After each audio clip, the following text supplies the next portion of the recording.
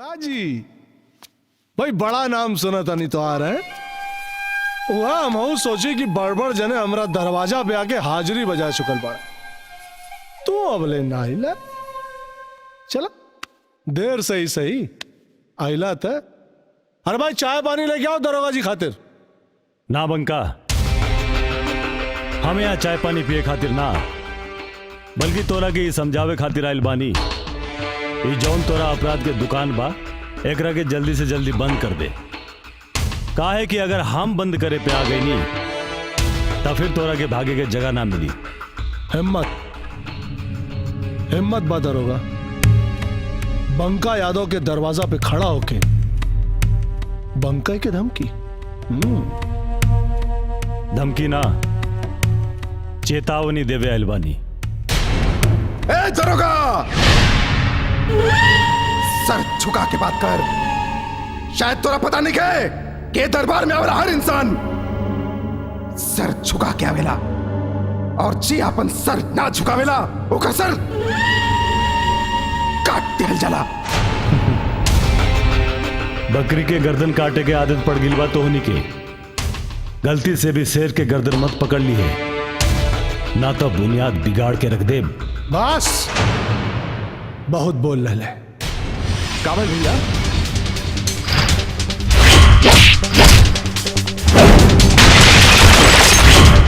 तो उहे पुलिस वाला भैया ई उहे ऑफिसर हा जो दिन बाजार में हमनी के आदमियन के मरले रहे। अरे तोरा के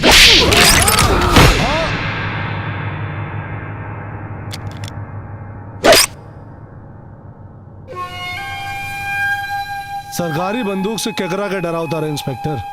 ये जो देखत बाड़े ना बगैर लाइसेंस ही और ऐसा 75 बंदूक रखल बा और हमरा के तो सरकार के गोली का हिसाब भी ना देवे क्या, लेकिन तोरा के एक एक गोली का हिसाब देवे की पड़ी। हाँ बंका तू ठीक कहता रे। हमरा के ई पिस्टल के एक एक गोली के हिसाब सरकार के देवे के पड़ेला। बंका लेकिन एकर ना और ये पिस्टल हम तोरा जैसन पागल कुत्तन के मारे खातिर रख ले बानी। और सुन ये जो तोर दोनों भाई बाड़ा सन एकनी के पागल खाना में भेज दे और तू कहीं तीर्थ यात्रा पर निकल जो। यही में तोर भलाई बा।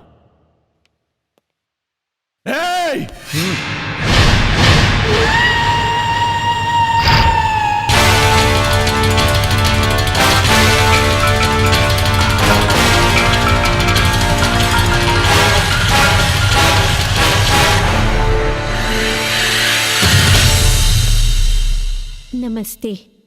बैठी बताएं का बात बा। हमार नाम अनीता सिंह है।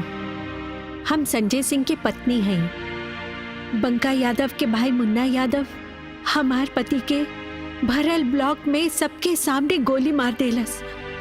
ताना के चक्कर काटत काटत हमार चप्पल घिस गई। तब वो हमरा के इंसाफ ना मिलल। बहुत आशा लेके आयल बनी रहुआ लगे। हमके सब मालूम बा। ठीक बा मत रोई। रहुआ के जरूर इंसाफ मिली, ये हमार वादा बा।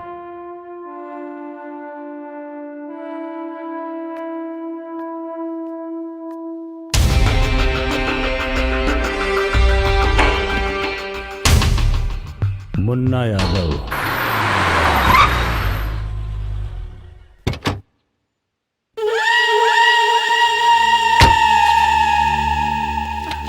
अरे मैडम देख के तहार ब्यूटी काटता हमरा दिल में च्यूटी।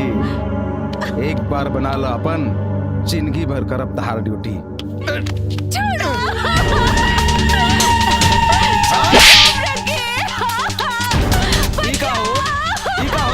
भाग्य से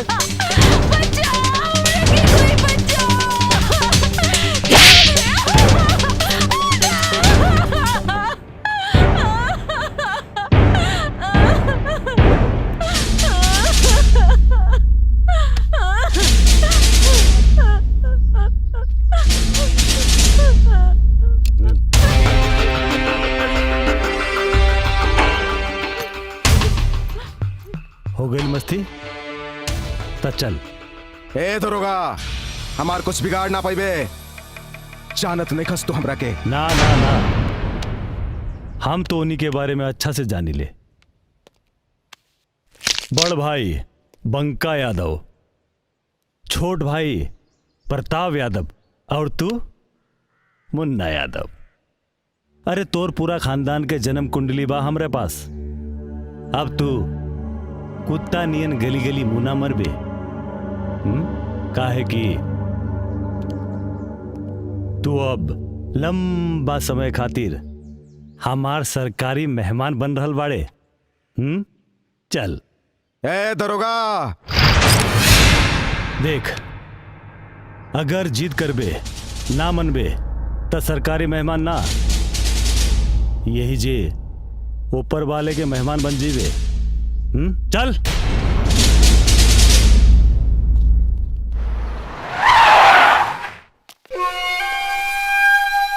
चर्बी,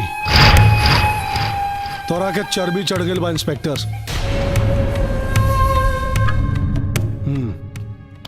चुपचाप हमरा भाई के छोड़ दे, नहीं तो तोरा देह के चर्बी उतारे में ज्यादा टाइम ना लगी।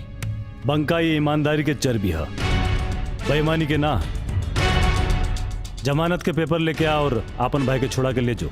अरे जुर्म का कैले बा हमार भाई? कत्ल के जुर्म में संजय सिंह हत्याकांड याद बा की भुला गईले? हमनी के तो याद बा, लेकिन तू भूल रहल बाड़े कि तोरा पास हमरे भाई के खिलाफ ना कोनो सबूत बा और ना कोनो गवाह। मिल जाए, बहुत जल्दी मिल जाए, तू चिंता मत कर। देखिए इंस्पेक्टर साहब,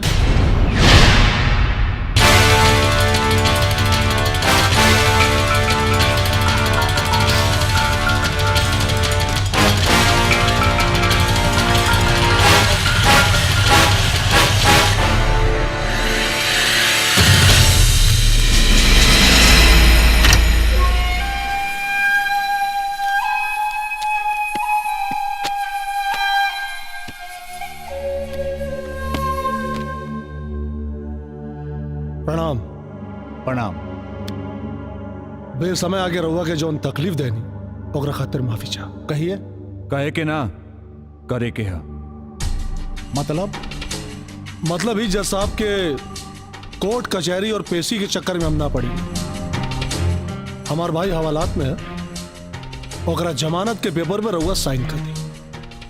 आज एक आज छूटे के चाहिए हमार भाई।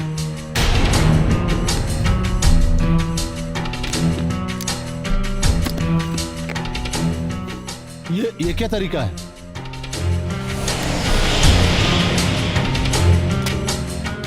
देखिए, ई तरीका पसंद आई? जिद मत करी, मान जाए। प्रताप, साइन कर।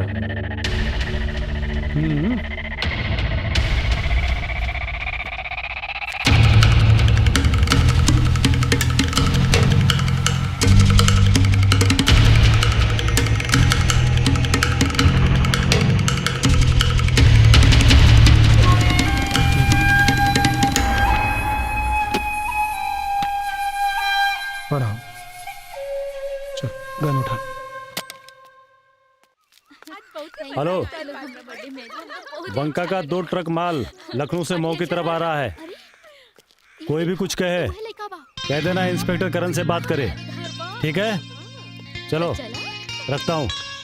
ए मिस्टर, फरमाइए। हमार कुछ उधार बा, तोहरा लगे? देखा मिस्टर, आज हम अपन हिसाब किताब बराबर करके रहब। कैसन हिसाब किताब? चुम्मा।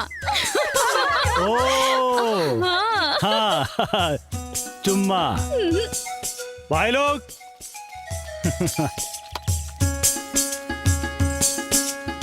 जरा मैडम के चुम्मा ले ला।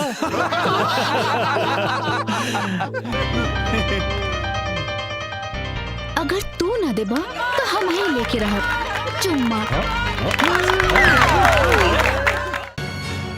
हर रिश्ता के निभावे वाला एक ही नाम राम,